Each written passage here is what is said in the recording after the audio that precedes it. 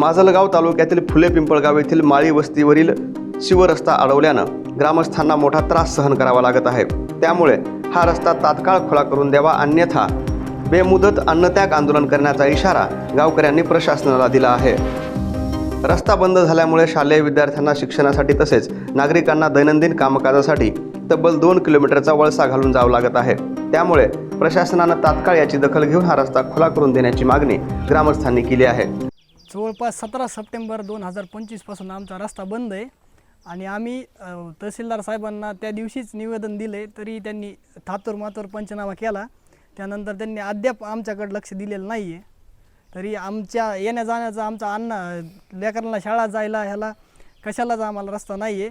तरी प्रशासनाला मी एवढीच विनंती करतो की आमच्याकडे लवकर लक्ष द्यावे आणि आमची शिवरस्ता आम्हाला खुला करून द्यावी, अन्यथा आम्ही 4 तारखेला आमरण उपोषण जागी स्पॉटला ठेवलेलं आहे। सगळ्यांना आम्ही कलेक्टर साहेबांना, SP सरला, SDO साहेबांना, आपल्या आमदार साहेबांना, तहसीलदार साहेबांना, खासदार साहेबांना सगळ्यांना निवेदन दिलेलं आहे। तर सगळ्यांना निवेदन पोहोचलेलं आहे, तरी आम्हाला अद्याप कुणाचाही कॉल आलेला नाही आहे। तरी मी प्रशासनाला विनंती करतो की लवकरात लवकर आमचं एवढा प्रश्न मार्गी लावावे।